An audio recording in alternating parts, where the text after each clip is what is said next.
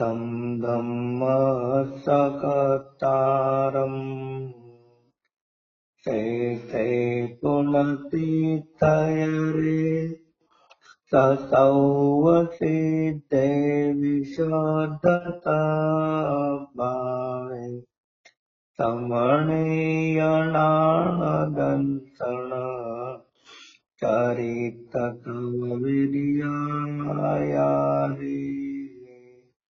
ते सौवे समगं पतेगमेव पतेगम् वन्दामि यमठन्ते अरहन्ते मानुषे केते इत्तारहन्ताणम् चिदानं तनमगणराणम् अजावयवगानम् ताहुणं चैव सौवेशिम् तेथिं विशोधदंसण नानपर्णासमं समासेजम् उपसंपयामि तम्बं दत्तनिवसंपत्ति।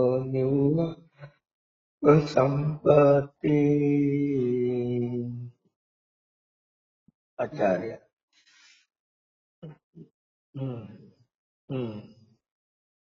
आचार्य कुंद भगवान सुरुवात कुंद भगवान विरचित प्रवचन सार ग्रंथ अंतर्गत ज्ञान तत्व प्रज्ञापन अधिकार। भगवान कुंद विधेय क्षेत्रामध्ये जाऊन आल्यानंतर त्यांनी 85 कालावधी पंचपरमागमाची रचना केली। प्रवचन आणि सार। प्र म्हणजे प्रकृष्ट वचन ज्यांचे आहेत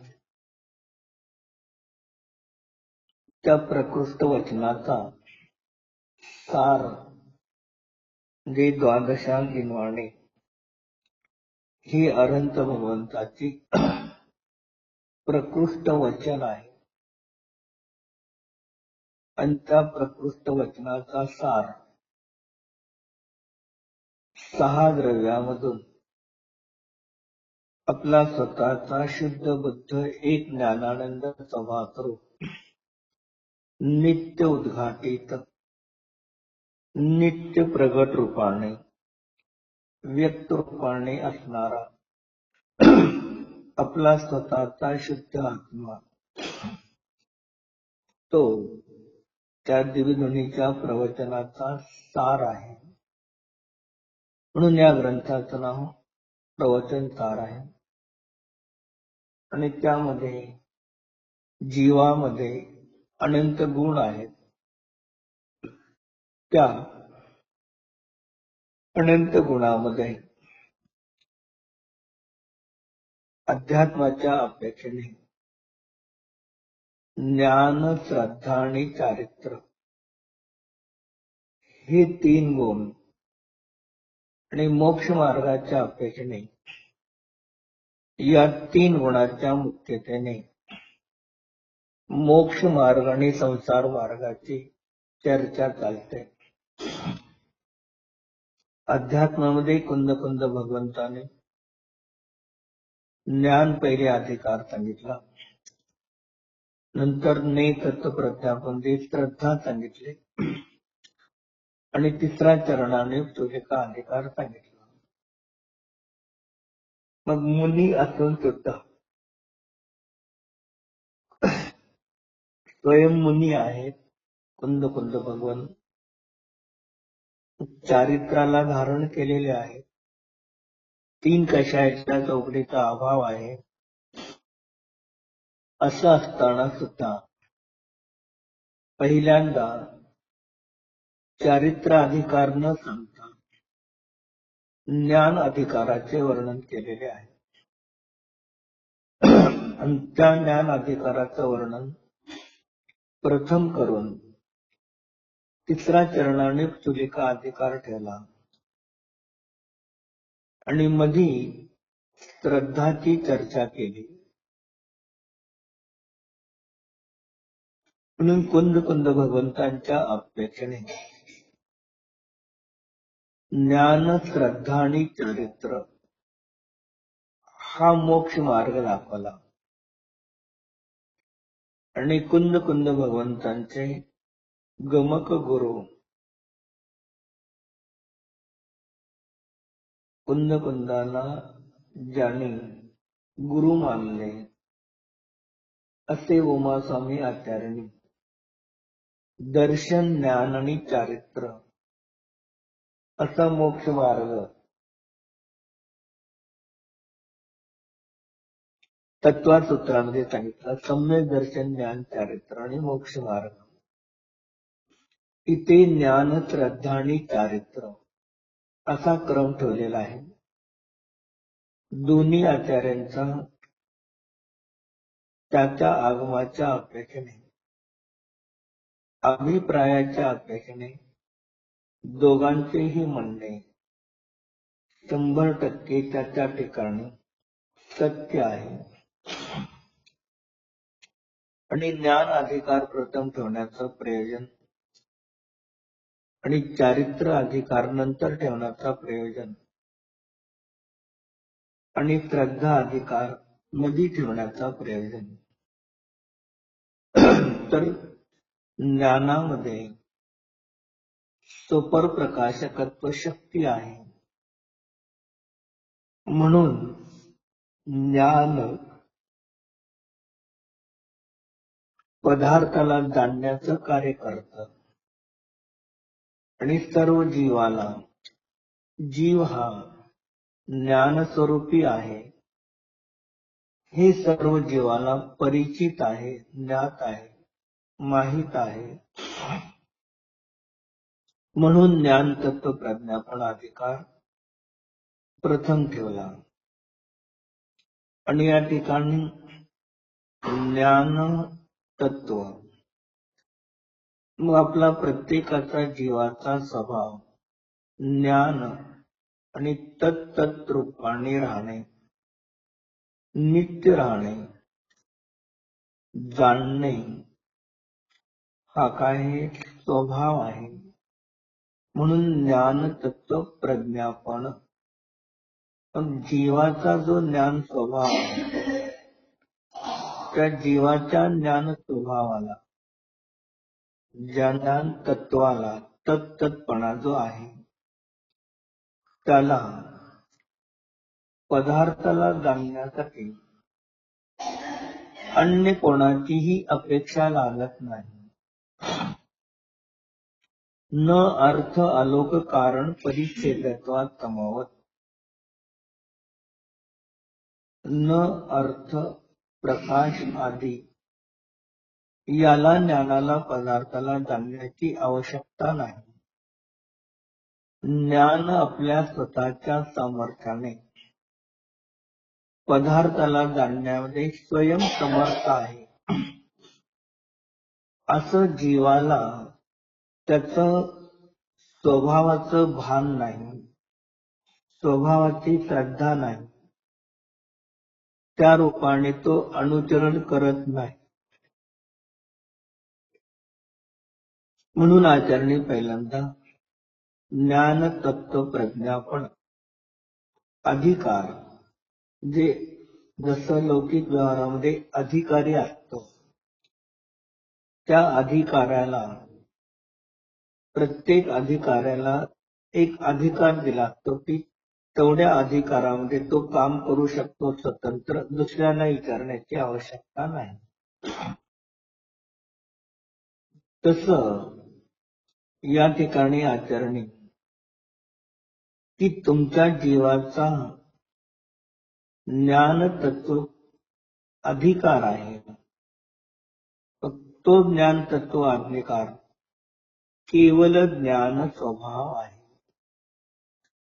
मग अशा केवळ ज्ञान तत्वाचा अधिकारी तुम्ही आहात. स्वयमेव अशा स्वतःच्या अधिकाराचा अधिकार आपण विसरलेले आहोत आणि पराच्या अधिकाराकडून आपण व्यवसाय करत आहोत. इंद्रिय, मन, प्रकाश, चष्मा, देव, गुरु, शास्त्र. मग त्या अधिकाराला अधिकार म्हणून बसलो.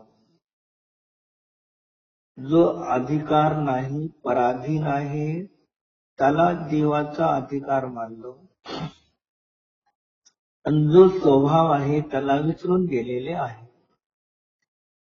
मग असं या ठिकाणी ज्ञान तत्वप्रज्ञापन अधिकारामध्ये आचार्य 1 नंबर गाथेपासून ते 92 नंबर गाथेपर्यंत जीवाचा केवळ ज्ञान स्वभाव हा त्याचा अधिकार आहे. बाकीचे मती ज्ञानापासून केवळ ज्ञान पर्यायपर्यंत तो त्याचा अधिकार नाही. जो अधिकार पर्याय वृत्तीने आहे, ज्याला ते माहीत आहे ते सांगण्याची आवश्यकता नाही. मग जे साध्य आहे त्याला सिद्ध करणं सिद्ध साधन नावाचा दोष येतो. पिष्ट पेषण होतं, धारावाहिक होऊन जातं.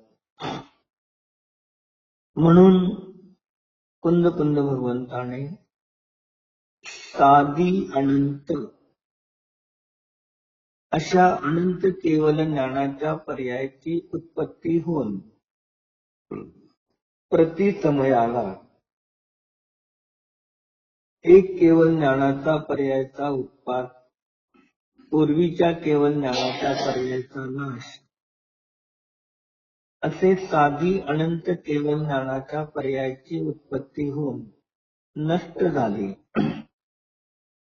तरी सुद्धा जीवाचा केवल ज्ञान स्वभाव कधी नष्ट होत नाही. त्याचं आपल्याला बोध करून दिलेला आहे. जी आपल्या स्वतःची अंतरंगामध्ये असणारी जी इस्टेट आहे, संपत्ती आहे, केवळ ज्ञानरूपी लक्ष्मी स्वभाव आहे, चैतन्य लक्ष्मीरूपी स्वभाव आहे. त्या स्वभावाला विसरून जड लक्ष्मीच्या मागे हा जीव लागला आणि संसारामध्ये परिभ्रमण करत आहे. अशा निकट भव्य जीवाला काय भव्य तर आहे, पण जिनवाणीचं अध्ययन, मनन, चिंतन, श्रवण, पहिले श्रवण असतं, अध्ययन असतं, चिंतन असतं, मनन असतं आणि नंतर अनुभव असतो. मग असं श्रवण निकट भव्यच करू शकतो, दूर भव्य या सम्यक तत्वज्ञानाला ग्रहण करू शकत नाही. पण आचार्य काही ठिकाणी म्हणतात, ज्या जीवाची होणार चांगली होण्याची आहे, त्याच जीवाचे पाऊल देवगुरु शास्त्राकडे जातात. आणि ज्या जीवाची होणार आणि जवळ आलेली नाही, होणार होण्याची योग्यता आहे पण अनेक ती आलेली नाही आणि याचा पुरुषार्थ नाही. मग ज्याप्रमाणे दारू पिणारी माणसं झोपेतून उठले की पहिले दारूच्या दुकानाकडे त्यांचे पाय जातात आणि ते दिवसभर दारू पिऊन लोळत राहतात. तसं ज्या जीवाची होणार आणि आलेली नाही असे जीव पंचेंद्रियाच्या विषयाच्या दुकानाकडे जाऊन व्यापार करतात आणि निकटभोवी जीवाचे पाय, डोळे, कान, जीभ हे काय करतात? सर्व खऱ्या देवगुरु शास्त्राकडे जाऊन कल्याण करतात. म्हणून सांगितलं की चतुरिंद्रिय, 5 इंद्रिय कान शेवटी आलेले आहेत. मग जे कान शेवटी आलेले आहे त्या कानाला, त्या माध्यमातून जिनेंद्र भगवंताची वाणी ऐकण्यासाठी लोक तयार होत नाही. एखादा संगीतचा कार्यक्रम ठेवला तर त्या कर्णेंद्रियाच्या द्वारे बाहेरच्या विषयाचा भोग घेण्यासाठी लोकांची गर्दी असते. तसं या ठिकाणी या अधिकारामध्ये आचार्य पहिल्यांदा 5 गाथेच्या माध्यमातून पंचपरमेष्ठीला नमस्कार करणार आहे आणि हे भव्य जीवाणू, हे देवगुरु शास्त्र दर्पण आहे. तसं दर्पण आपणाला निश्चय आणि व्यवहार दोन दाखवतो. आपण दर्पणामध्ये जाऊन उभारलो तर दर्पणाचा स्वच्छत्व स्वभाव दाखवतो आणि दर्पण त्या दर्पणामध्ये आपलं प्रतिबिंब दाखवतो. तसं या ठिकाणी ज्ञानरूपी दर्पणामध्ये आपला स्वच्छ स्वभावही पहा आणि त्याच ज्ञान दर्पणामध्ये नेय झळकणार आहे. मग कथनचित नेय आणि ज्ञान भिन्न आहे आणि नेयाला लक्ष्य करून ज्ञानामध्ये परिणती झाली. कथनचित अशुद्ध निश्चयाने ती परिणती माझीच आहे आणि त्याच वेळेला परमशुद्ध निश्चयाने तो माझा स्वभाव नाही, एक स्वच्छत्व मात्र माझा स्वभाव आहे. असं असणाऱ्या आपल्या स्वतःच्या ज्ञान, श्रद्धा, चारित्र आदी अनंत गुणांनी युक्त अभेद एकाकार चैतन्य मात्र सत्सामान्य केवल ज्ञान मात्र निगोदापासून सिद्धापर्यंत सर्व जीवाचा स्वभाव आहे आणि त्यामध्ये माझाही तो स्वभाव आहे असं ज्ञानाच्या द्वारे जाणून समारोपाने रहित जाणा. ज्ञानातले दोष संपले तर विषयातले दोष राहत नाहीत. म्हणून ज्ञान तत्व प्रज्ञापन अधिकारमध्ये आचार्याने ज्ञानातले दोष काढून पदार्थाचा समीचीन ज्ञान आणि स्वभाव काय आहे हे आपणाला या ठिकाणी दाखवलेलं आहे. आता गाथेच्या वरती गेलो. अथ सूत्र अवतार. मग या ठिकाणी लिहिलीत गाथा कुंद भगवंताने सांगितलं की सूत्र अवतार. सूत्र आणि अवतार म्हणजे सूत्र म्हणजे सूत्र काय, जसं मणी आहे तर मण्यामध्ये दोरा आहे तर तो सूत्र दोरा सर्व ठिकाणी मण्यामध्ये व्यापून आहे आणि प्रत्येक मणी आपल्या आपल्या स्वतःच्या स्थानामध्ये आहे. मग त्या प्रत्येक मण्याच्या ठिकाणी पर्याय आहे आणि दोरा हा सूत्राप्रमाणे सर्व ठिकाणी व्यापून आहे. तसं सूत्र म्हणजे ध्रुव शुद्ध आत्मा आणि त्याचा अवतार.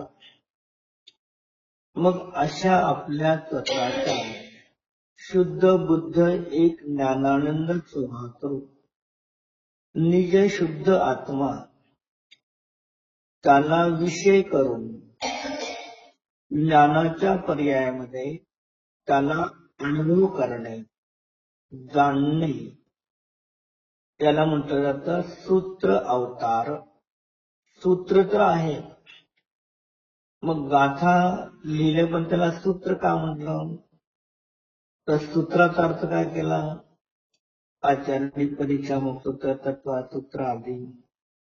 शब्द थोडे आहेत आणि ज्याच्यामध्ये अर्थ विशाल भरलेला आहे त्याला सूत्र म्हणतात. एक तत्वार्थ श्लोक वार्तिक अलंकारमध्ये त्या ठिकाणी विद्यानंद आचार्यांनी लिहिलं एक ठिकाणी सुरुवातीला की जिनेंद्र भगवान भावसूत्राचे कर्ता आहेत, द्रव्य सूत्राचे कर्ता नाहीत. आणि गंधर आदी द्रव्य सूत्राचे आणि भावसूत्राचे दोन्हीही कर्ता आहेत. मग द्रव्य सूत्र सांगणारे लिहिणारे श्रुतज्ञानी असतात आणि भावसूत्र सांगणारे केवल ज्ञानी सर्वज्ञ भगवान असतात. म्हणून त्यांनी सांगितलं की अरहंत भगवान भावसूत्राचे कर्ता आहेत.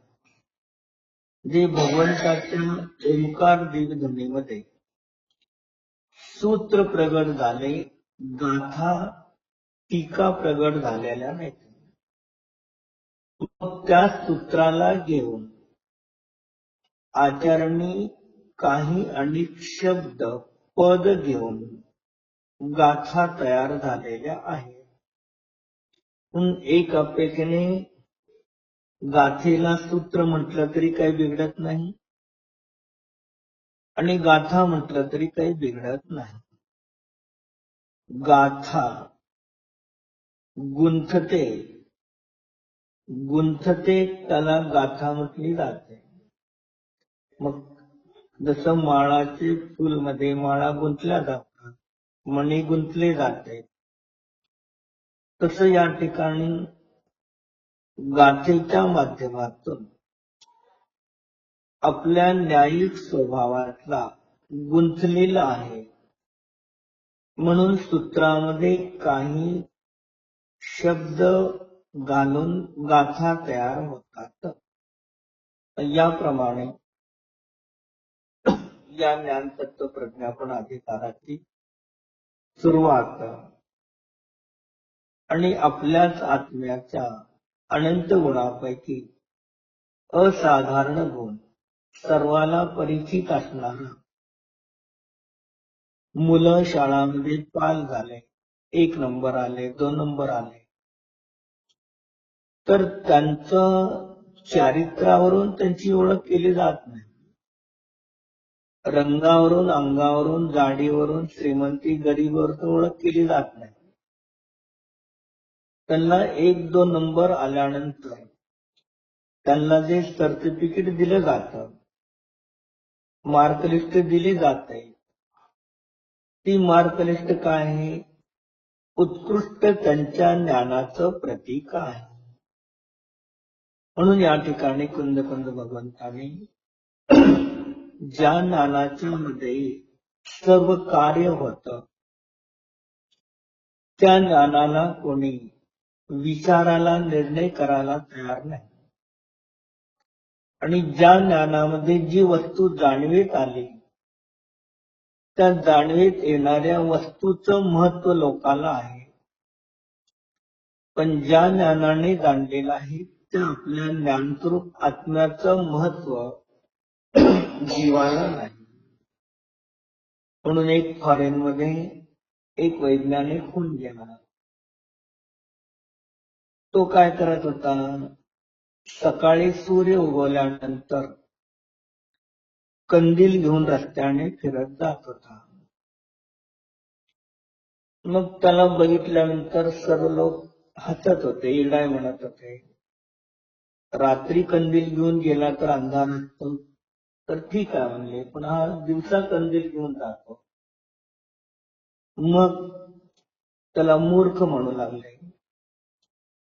काही लोक माग बोलत होते, काही लोक दुसऱ्याला सांगत होते. मग सगळ्या लोकांनी एक दिवस ठरवलं की या मूर्ख माणसाला जाऊन आपण भेटून त्याला एक 4 गोष्टी सांगावे. म्हणून सगळेजण गेले त्या वैज्ञानिकाकडे आणि म्हणले, आम्हाला तुम्हाला एक प्रश्न विचारायचा, विचारू द्या का? विचारा म्हणले. म्हणले, एवढा सकाळी सूर्य उगवलेला आहे, एवढा प्रकाश आहे, आणि तुम्ही कंदील घेऊन जाता, मग सूर्याच्या प्रकाशापेक्षा तुमच्या कंदिलाचा प्रकाश जास्त आहे का? म्हणून आम्हाला वाटतं तुम्ही कंदील घेऊन जाऊ नये, किंवा तुम्ही कंदील घेऊन न जाण्याचं सोडत नसताल तर आम्हाला वाटतं तुम्ही येडे आहात आणि तुम्हाला मेंटल हॉस्पिटलमध्ये पाठवून द्यायला पाहिजे. आजचा आमचा एक प्रश्न विचार तुमच्या समोर आहे. तो काय म्हणतो, ठीक आहे, तुमच्या प्रश्नाचं मी उत्तर देतो. तुमच्या म्हणण्याप्रमाणे सूर्याचा प्रकाश आहे का? आहे. त्याच्यामध्ये दिसतं की नाही? दिसतं. मग अनेक प्रकाश कंदील घेऊन जाण्याची काय आवश्यकता आहे? आवश्यकता नाही. तुमच्या म्हणण्याप्रमाणे हे सगळं बराबर आहे. पण हा कंदील घेऊन, मला माहित आहे की सूर्याचा प्रकाश आहे, संपूर्ण पृथ्वी प्रकाशित झालेली आहे, आणि त्या सूर्याच्या प्रकाशासमोर या कंदीलचा प्रकाश दिसतही नाही, तरी मी घेऊन चाललो. मग मला दिसत नाही असं नाही, मला सूर्याच्या प्रकाशामध्ये दिसतं. पण ज्यांना सूर्याच्या प्रकाशामध्ये दिसत नाही अशा लोकांना संबोधन करण्यासाठी मी कंदील घेऊन चाललेला आहे, माझ्यासाठी नाही. कुणाला सूर्याच्या प्रकाशामध्ये फिरणाऱ्या लोकांना दिसत नाही अशा लोकांना दिसण्यासाठी त्यांनी कंदिलाचा प्रयोग करावा म्हणून मी घेऊन जातो. मग ते लोक म्हणतात, आम्ही कोणी कधी कंदील घेऊन बघितला का म्हणजे तुम्ही जाताना? नाही. पण तुम्हीच या गल्लीतून त्या रस्त्यातून जाऊन येता. मग काय सांगितलं, तुमच्या अपेक्षेने मी मूर्ख आहे, मान्य आहे, पण हे दाखवण्याचं प्रयोजन काय आहे? तुम्ही सगळे जीव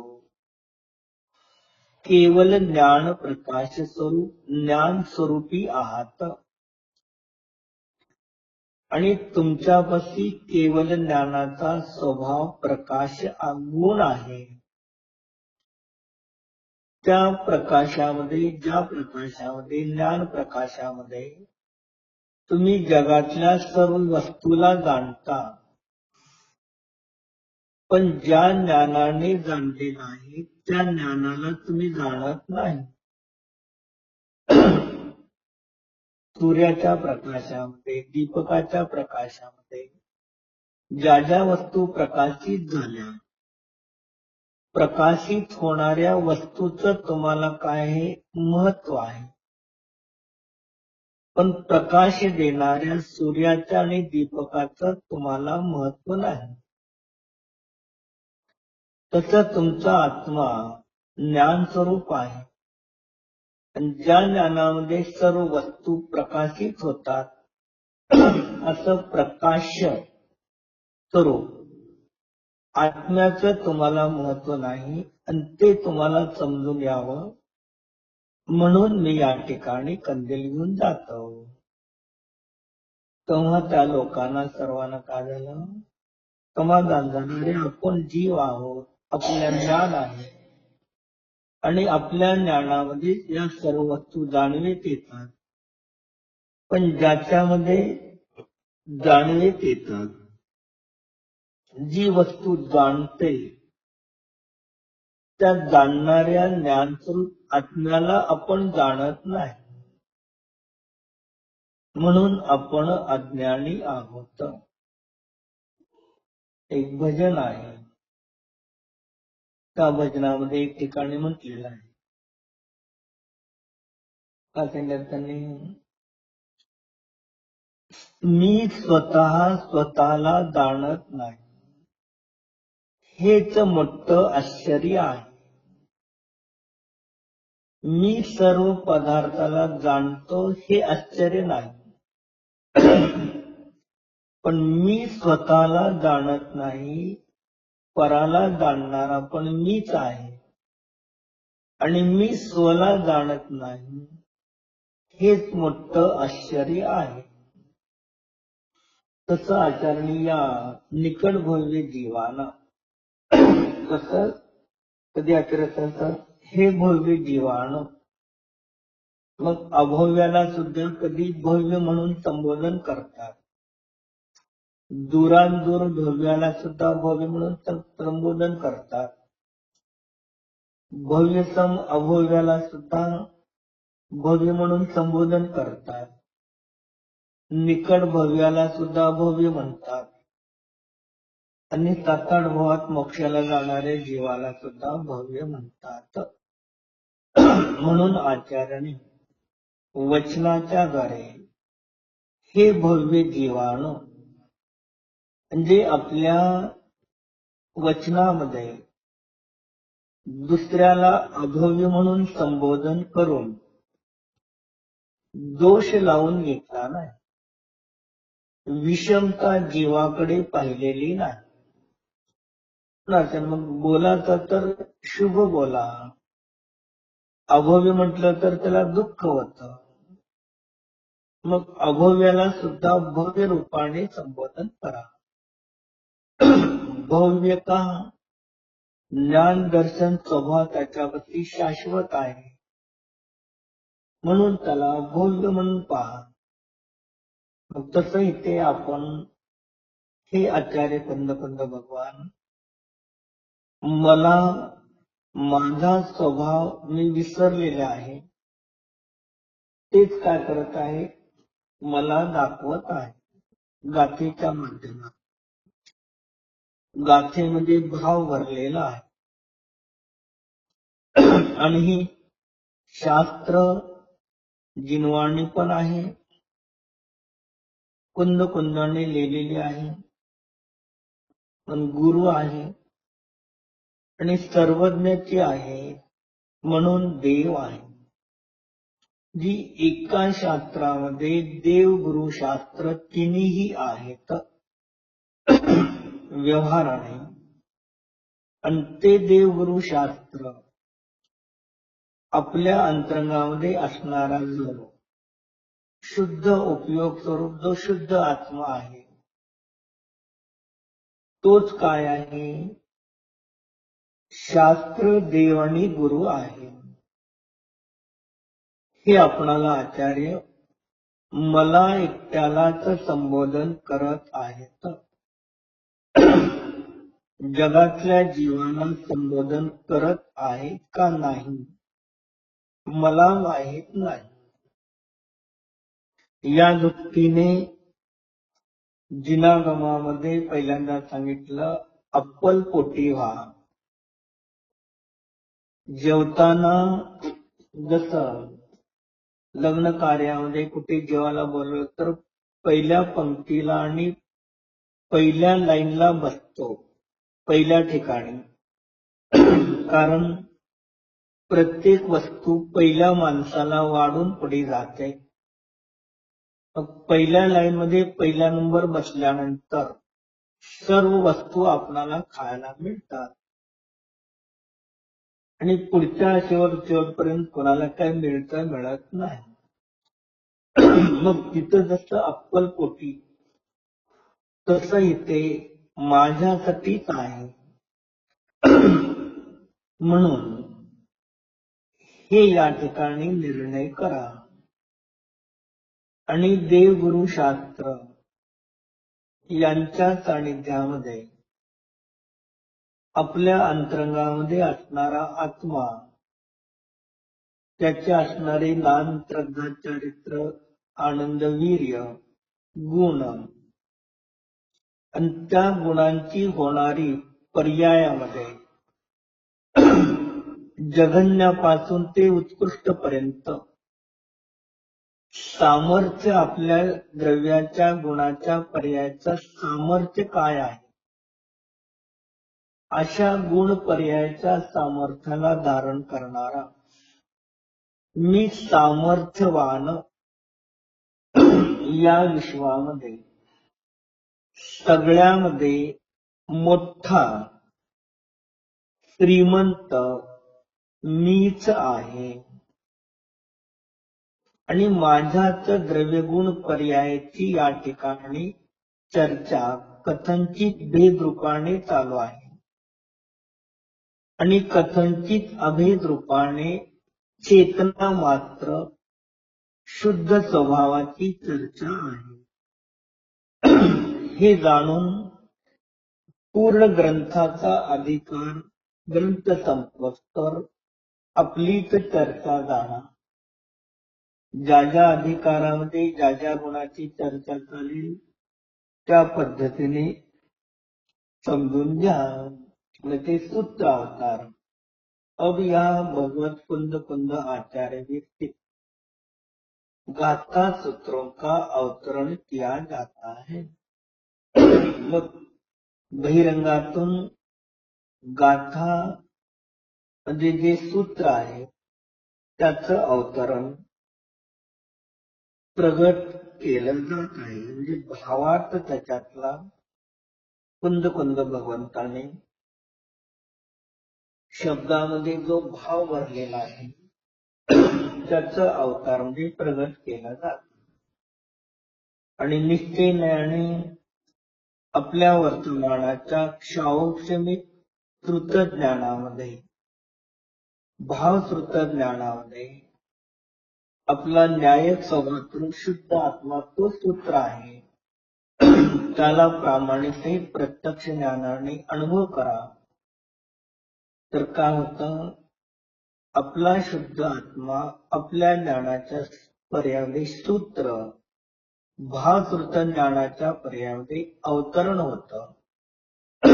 तेव्हा भव्यत्व शक्तीची अभिव्यक्ती होते, सम्यक दर्शनाची प्राप्ती होते, 7 कर्म प्रकृतीचा उपशम क्षोपशम क्षय होतो आणि जीव मोक्ष मार्गस्थ होतो. मग सम्यक दर्शन समारोपाने रहित ध्रुव स्वभावाला जाणले म्हणून सम्यक ज्ञान, आणि समारोपाने सहित सूत्र ध्रुव स्वभावाला जाणले म्हणून ज्ञानामध्ये सम्यक ज्ञान आहे. आणि त्याच वेळेला श्रद्धेमध्ये सम्यक दर्शनाची प्राप्ती झाली, प्रमिती. आणि त्याच वेळेला 1 कषाय 2 कषाय 3 कषायच्या चौकडीच्या अभावामध्ये वीतराग चारित्राची परिणती झाली. तो जीव मोक्ष मार्गस्थ आहे. आणि जो मोक्ष मार्गस्थ आहे तो निमाणे आपला वर्तमानाचा पुरुषार्थ आणि क्रमनिमित्त पर्यायाची योग्यता या अपेक्षेने निमाणे निर्वाणाला प्राप्त होणार आहे. गाथा नंबर 1 से 5 अन्वय. यह मैं जो सुरेंद्र, असुरेंद्र और नरेंद्र से वंदित है, तथा जिन्होंने घाती कर्म मल को धो डाला है, ऐसे तीर्थ रूप और धर्म के कर्ता, सुरुवातीला 4 पानावर, धर्म के कर्ता त्रिवर्धमान स्वामी को नमस्कार करता हूं. का सांगितलं? वह मै म्हणत नाही, यह मै. वह म्हटले तर दुसरे झाले आणि यह मै म्हणजे माझ्या आत्म्याचा स्वभाव कसा आहे एक झाला, किंवा हा मी काय करणार आहे, जे सुरेंद्राचार्य, असुरेंद्राचार्य आणि नरेंद्राचार्य वंदित आहे, कोण, आणि ज्याने घाती कर्म मलाला धुवून काढलेला, जसं मळ लागलेला आहे, मळ लागल्यानंतर कपड्याला निरमा आदीमध्ये घालून टाकतो, त्यामध्ये काय होतं, बराच मळ गरम पाण्यामध्ये कपडे भिजल्यानंतर निघून जातो. परत ते कपडे दुसऱ्या बादलीत घेतो, पाण्यामध्ये साबण निरमा लावून त्याला परत ब्रशने घासतो आणि घासून काय करतो, त्याला दोंडावरती आपटतो. तसं ज्यांनी घाती कर्म मलाला धूळ आलेला आहे, म्हणजे नष्ट केलेला आहे, असे तीर्थरूपी असणारे आणि या पंचम कालामध्ये ज्यांचं तीर्थ चालू आहे, असे धर्म, तीर्थरूपी धर्माचे कर्ता, जे शेवटचे 24वे तीर्थंकर आहे, वर्धमान स्वामी, त्यांना मी नमस्कार करतो. हा काय झाला शब्दार्थ. नयार्थ, व्यवहारण्याने अशा भावीर भगवंतांना नमस्कार करतो. मतार्थ, तीर्थरूपी धर्माचे कर्ता महावीरच आहेत, कपिल आदी अन्य कोणीही नाहीत. हे शब्दार्थ झाला, नयार्थ झाला, मतार्थ झाला, आणि असे वर्धमान स्वामी आहेत. हे काय केलं, आगमार्थ, आगमामध्ये यांना वर्धमान स्वामी म्हटलेलं आहे, म्हणून आगमार्थ झाला. भावार्थ, मग अशा 100 इंद्राच्या घरे, असुरेंद्राच्या घरे, नरेंद्राच्या घरे वंदनीय, वंदे, आणि घाती कर्म स्वभावात माझ्या नाहीत. घाती आणि अघाती कर्म स्वभावात नाही. आणि मी तीर्थरूप, म्हणजे तीर्थ म्हणजे पवित्र, एक किनाऱ्याहून दुसऱ्या किनाऱ्यावरती नदीला 2 किनारे असतात, त्याला म्हणतात तीर. तीर थंकर, संसार किनाऱ्याहून समुद्र किनाऱ्यावरती घेऊन जाण्यासाठी जे श्रेष्ठ पवित्र आहेत, उपदेश देतात, त्यांना तीर्थंकर म्हणतात. मग असा तीर्थरूप माझा स्वतःचाच आत्मा आहे आणि धर्माचा कर्ता आहे. मीच अधर्माचा त्याग करून निश्चय व्यवहार धर्मपूर्वक निश्चयाला धारण करणार आहे. मीच मोक्ष मार्गस्थ होणार आहे, म्हणून माझ्या धर्माचा कर्ता आहे. आणि व्यवहाराने त्या वर्धमान स्वामींना नमस्कार केला आणि निष्ठेने आणि महाराजांनी न्यायदीपिकेमध्ये वर्धमान शब्दाचा अर्थ व्याकरण दृष्टीने जो रुद्ध आहे, मग असं ज्ञानादी अनंत गुणाने समृद्ध रुद्ध माझा स्वतःचा शुद्ध आत्मा आहे. मग अशा माझ्या स्वतःच्या शुद्ध आत्म्याला मी काय करतो? नमस्कार करतो, म्हणजे अनुभव करतो. असा स्वतःचा शुद्ध आत्माचं काय आहे? आपणाला अनुभव करण्यासाठी, जाणण्यासाठी, अवलंबन करण्यासाठी विषय रूपाने उपयोगी आहे. एक अपेक्षेने असा भावार्थ रूपाने आपल्या आत्म्याचा अनुभव करा. जे शब्दार्थ, नयार्थ, मतार्थ आणि भावार्थ पाची पद्धतीने काय करत आहे? प्रत्येक गाथेमध्ये अशा प्रकारे 5 पद्धतीने अर्थ करा. ही एक गाथेची काय झाले? 5 प्रकारे अर्थ झाला. आता त्यांनी 1 नंबर टीप दिली, 2 नंबर सुरेंद्र असुरेंद्र 3 4 2 3 4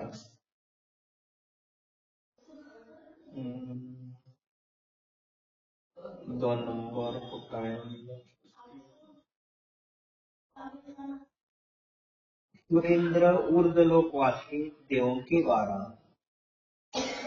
3 अधम सुरेंद्र अधोलोक देवके इंद्र. नरेंद्र मध्यलोकवासी मनुष्य के अधिपती राजा चक्रवर्ती. असे काय आहे? म्हणजे जे सगळ्यामध्ये श्रेष्ठ. जसे आपले पंतप्रधान एका राष्ट्राकडून दुसऱ्या राष्ट्राकडे जातात. मग एक पंतप्रधान आले तर सगळा देश त्यांच्या मागे आहे. जिथे कसे आहे? एक राष्ट्रपती. मग राष्ट्रपती काय आहे? राष्ट्राचा पती. तिथे पतीचा अर्थ नवरा होत नाही. राष्ट्रामध्ये जेवढे नागरिक आहेत त्या असणाऱ्या नागरिकांमध्ये जे श्रेष्ठ आहेत त्यांना राष्ट्रपती संज्ञा दिली जाते. मग ते राष्ट्रपती एका ठिकाणी कुठे गेले, त्यांनी काही कार्य केलं तर सर्व त्या देशातली लोकांची त्यांना अनुमोदना आहे. मग तसं एक आहे, 100 इंद्र ज्यांना नमस्कार करतात त्या 100 इंद्रांना जे जे लोक मानतात, मग 100 इंद्र यांना मानतात तर हे 3 लोकांचे अधिपती आहेत. म्हणून व्यवहारण्याने ते 3 लोकांचे अधिपती झाले.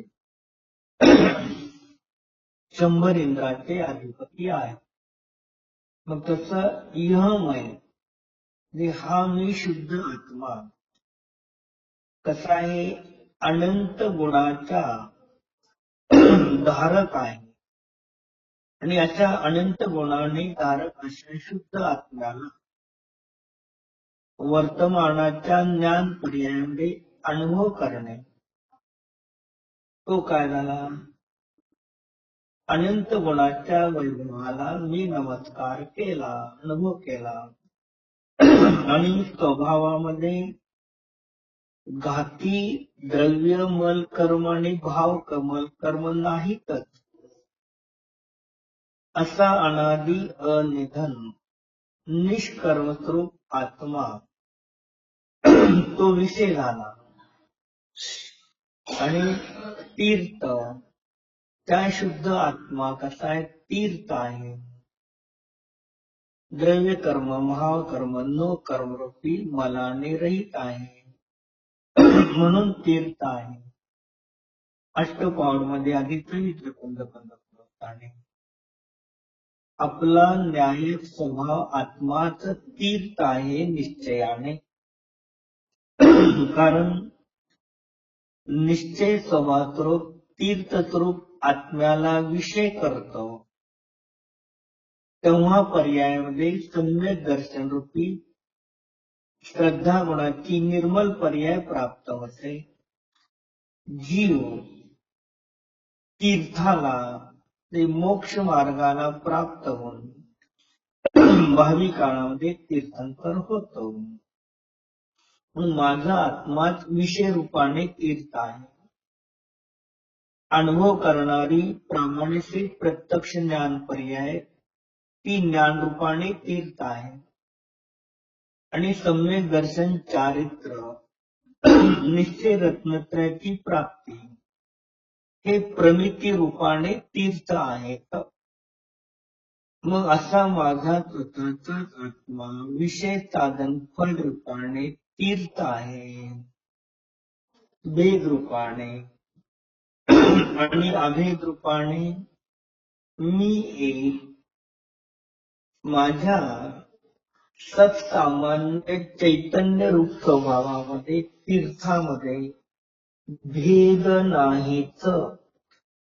म्हणून मी अनादि अनिधन चैतन्य मात्र एक तीर्थ आहे. ते तीर्थ सम्यक तीर्थ चेतन आहे. आणि बाकी सर्व ठिकाणी जे तीर्थक्षेत्र आहे ते सगळे तीर्थक्षेत्र जड आहेत, डोंगर आहेत. मग बाहेरच्या तीर्थक्षेत्रारूपी तीर्थामध्ये मी नाही आणि माझ्या तीर्थरूपी चैतन्यामध्ये जड तीर्थ नाही. म्हणून जड तीर्थाला न जाणारा निर्वाणाला प्राप्त होऊ शकतो. पण जड तीर्थाला जाणारा जीव तीर्थाला मोक्षाला प्राप्त होईल सांगता येत नाही. आणि जो जीव चेतन तीर्थासंगत व्यवहाराने जड तीर्थाला जातो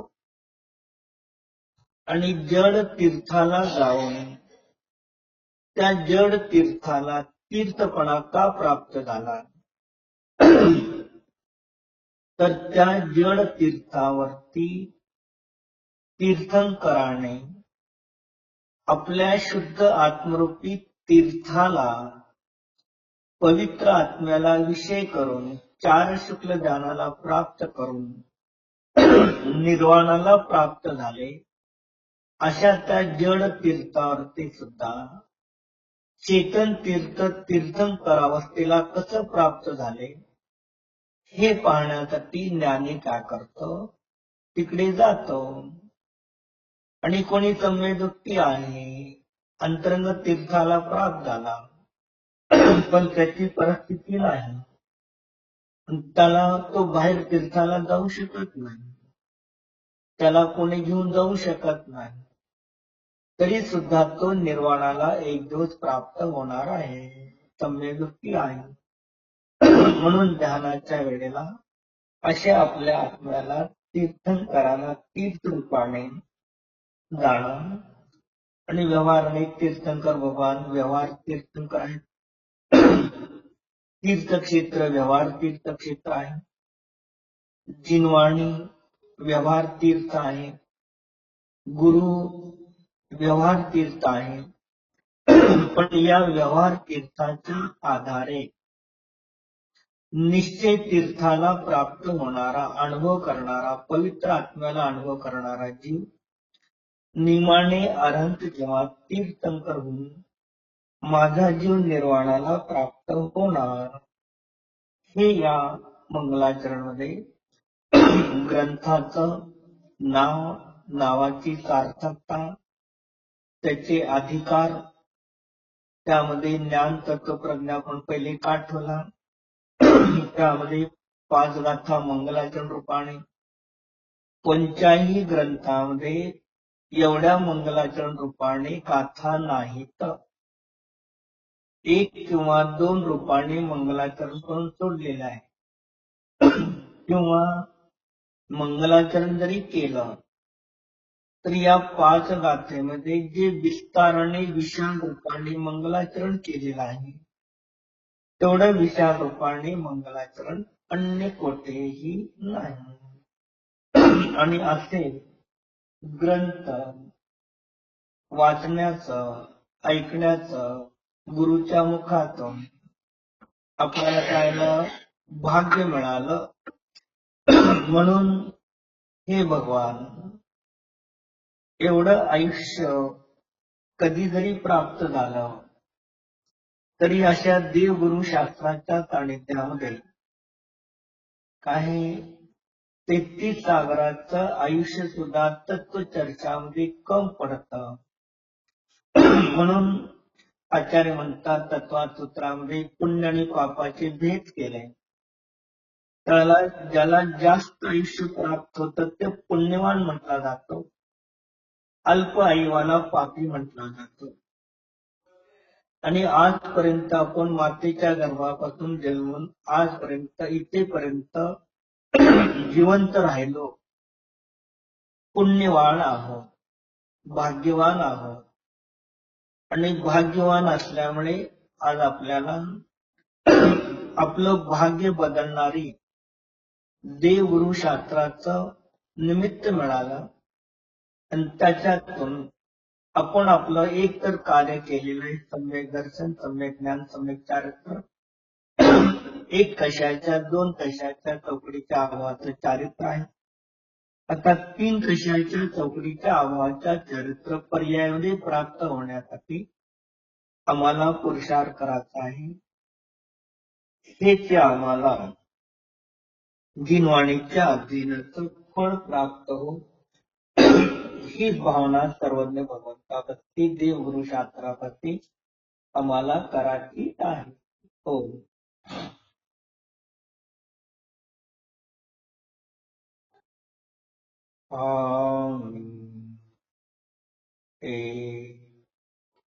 स्वयं सिद्ध निज कारण परमात्मा स्वयमेव परम पवित्र तीर्थ स्वरूप आहे. लोक तीर्थक्षेत्रावरती जाऊन नदी समुद्रामध्ये स्नान करतात. मग भगवान सांगतात बहिरंगातले तीर्थ क्षेत्र तिथे नदी आहे, समुद्र आहे,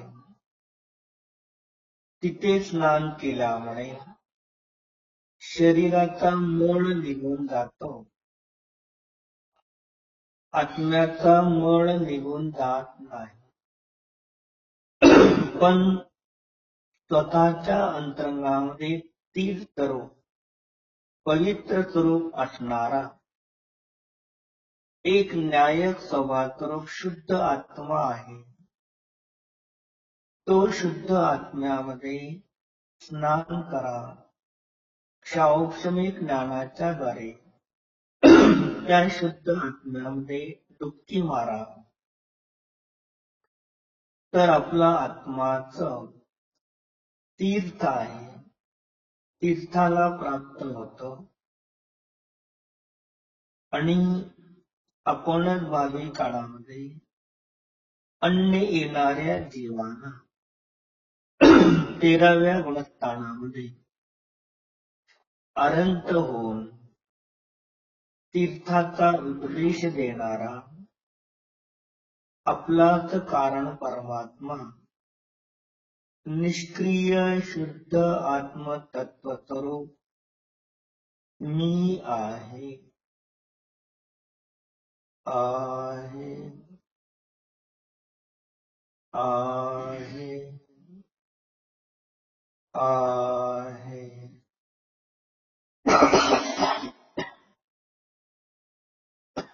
ओम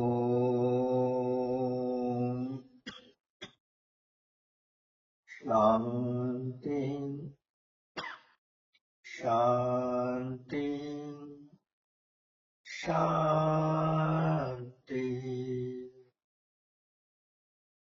विषय विसर्जन.